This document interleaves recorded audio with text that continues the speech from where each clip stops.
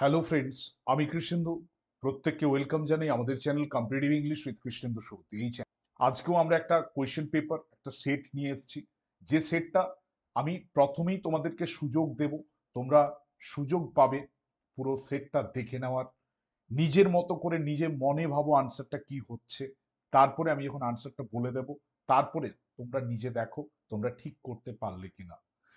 তো আমরা প্রথমেই কোয়েশ্চেন শুরু করে দেবো প্রত্যেক দিনের মতো। আজকেও আমরা একটা কোয়েশ্চেন পেপার, যেটা প্রত্যেক দিনেই আমরা একটা করে কোয়েশ্চেন পেপার নিয়ে আলোচনা করি, আজকেও সেরকম একটা কোয়েশ্চেন পেপার নিয়ে এসেছি, যেখানে সব পার্ট থেকে গ্রামার, ভোকাবুলারি, প্রতিটা পার্ট থেকে প্রশ্ন থাকবে।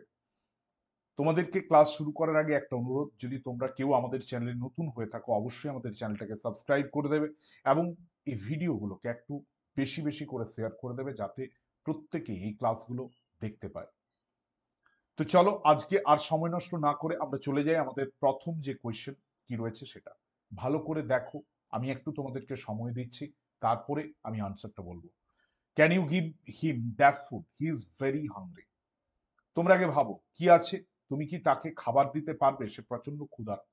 এনি, সাম, মেনি আর নো, কোনটা হবে? নিজেরা ভাবো। আবার বলছি নিজেরা ভাবো।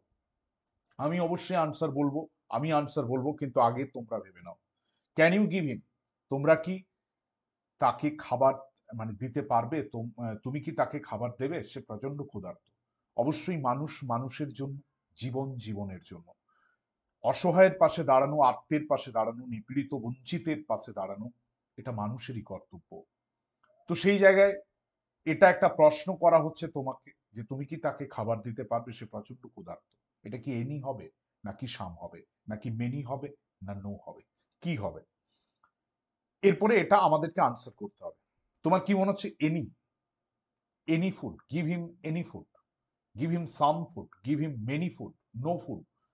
একমাত্র দেখো একটাই অপশন ঠিকঠাক মনে হচ্ছে, যারা তোমরা ঠিক ভেবেছিলে, যারা তোমরা ভেবেছো যেটা গিভ হিম সাম ফুড, সেটাই কারেক্ট। রাইট আনসার কি হয়ে গেল? Some food. প্রথম কথা বলে রাখি, ফুড হচ্ছে আনকাউন্টেবল নাউন, তাই এটা মেনি বসার কোনো জায়গা নেই।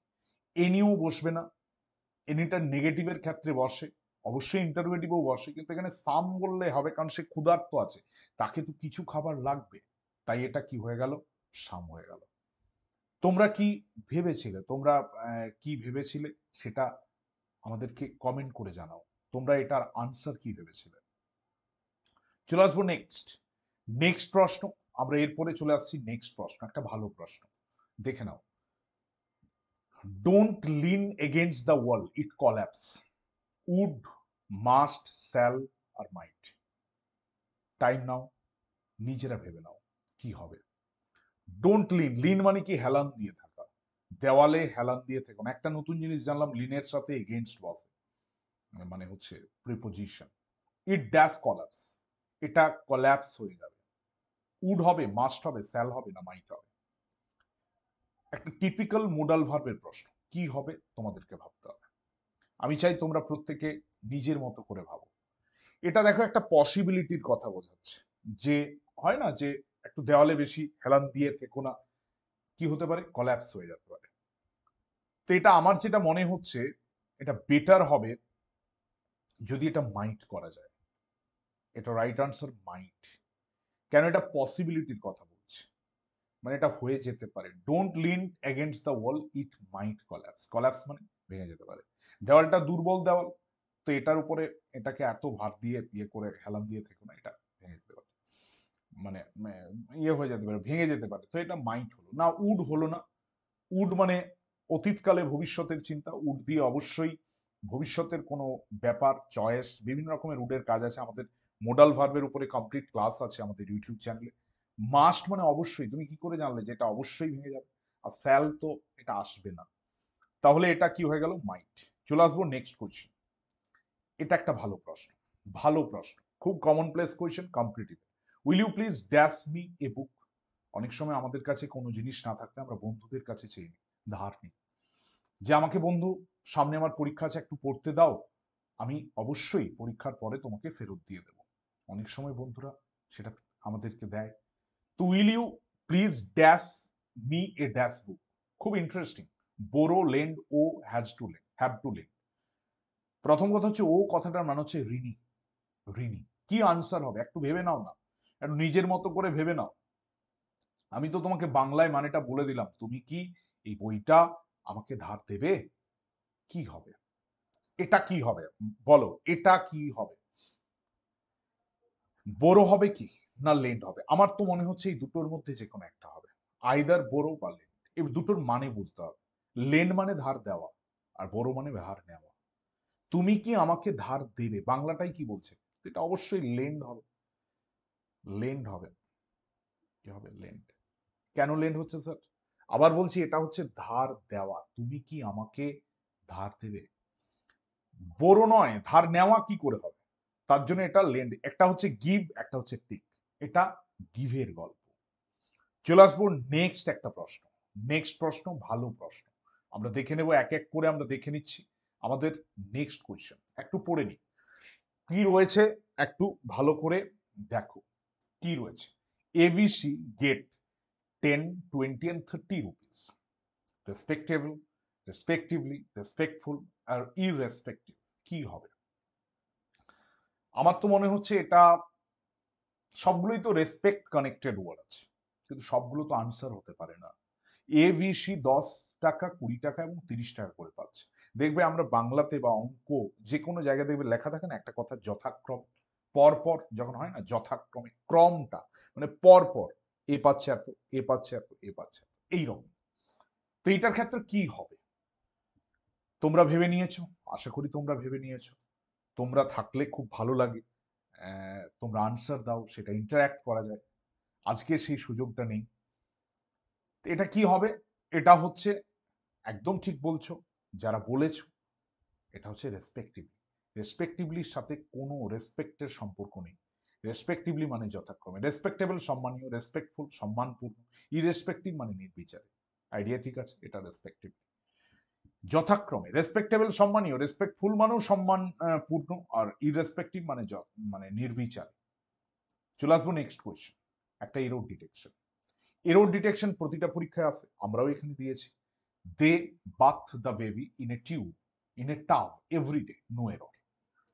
একটু ভালো করে ভাবো, দরকার হলে একটা নিজের মনে ভেবে নাও তো, যে একটা কনফার্ম আনসার, যে এটা আমি ভাবছি স্যার, এটা আমি ভাবছি, সেরকম একটা আনসার ভেবে নাও। আমি টাইম দিয়ে দিলাম, মানেটা বুঝে নি।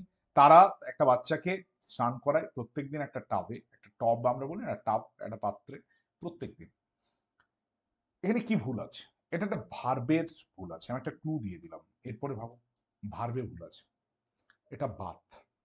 এই বাত কথাটা এইটাতে ভুল আছে। BATHE হবে কেন? আমরা জানি BATHE, এই যে BATHE, বাত, এটা হচ্ছে ভার্ব।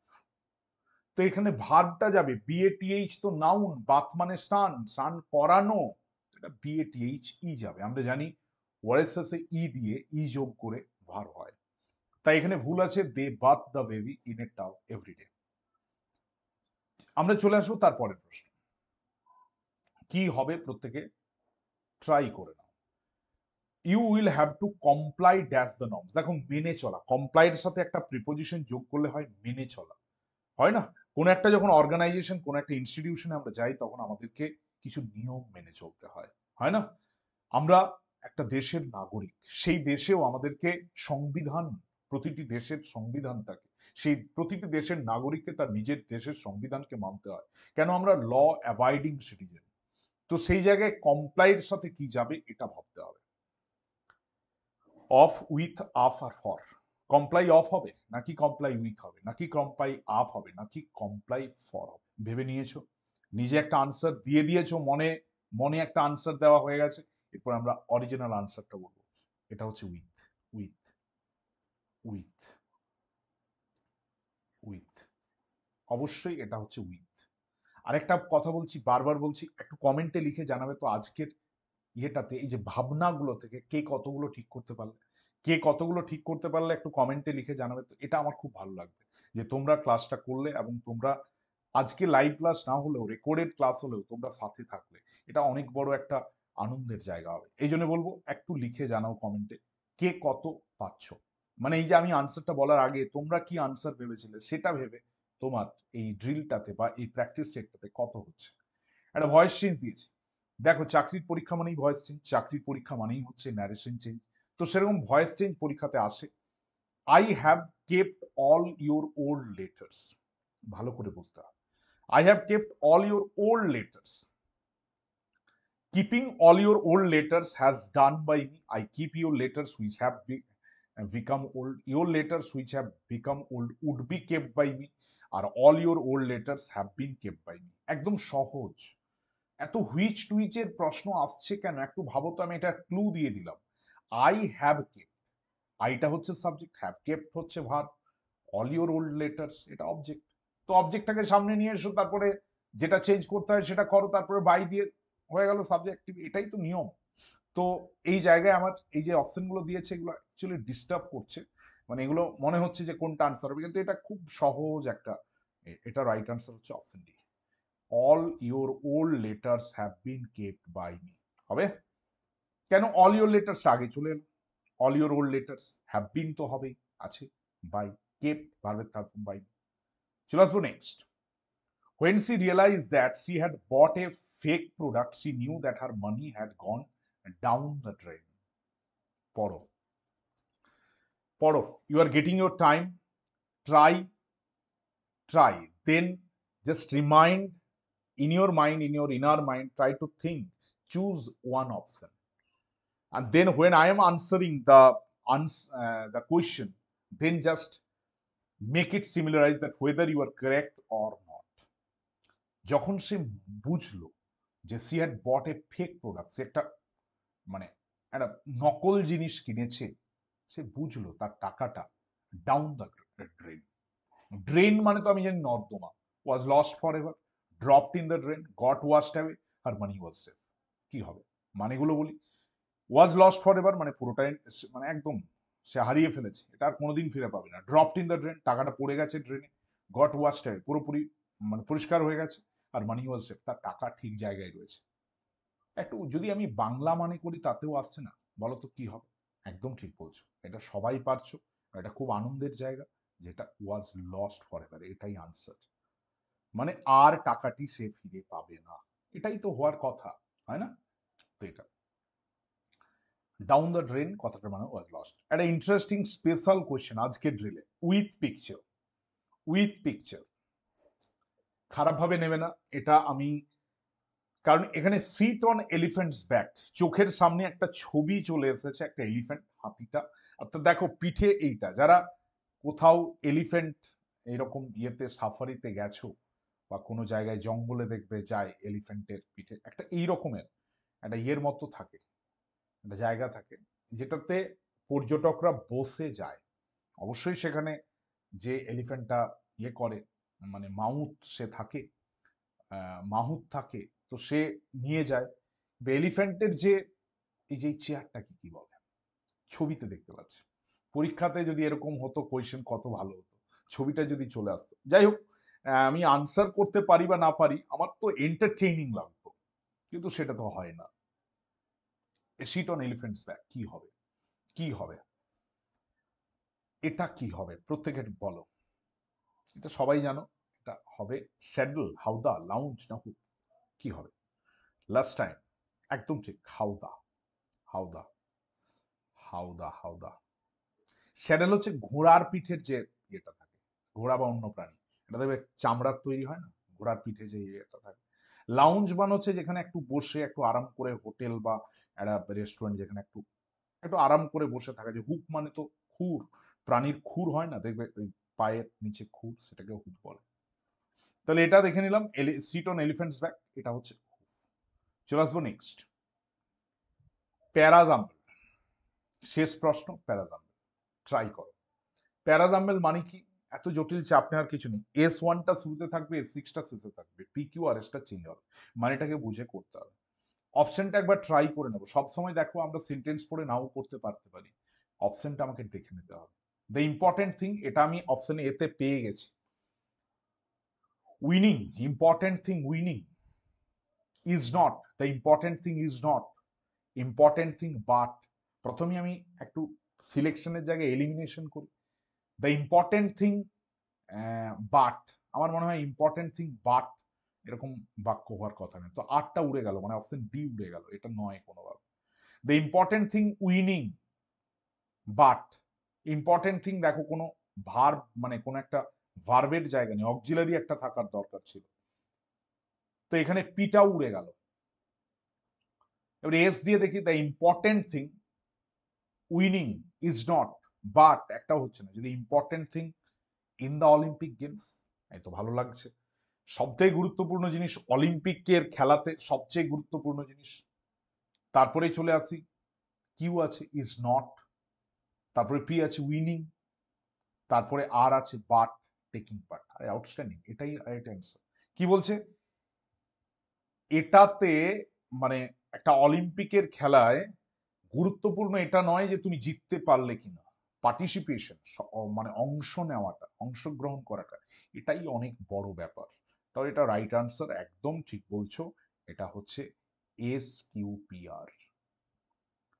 আমি তোমাদের কাছে প্রত্যেকের কাছে চাই যে তোমরা এই যে পুরো সেটটা করলে কি কি ভেবেছিলে আমাকে একটা নাম্বার কমেন্টে লিখে জানাও তো, যে স্যার আমি তো এটা ভেবেছিলাম, আমার এতগুলো ঠিক হলো। আমার খুব ভালো লাগবে।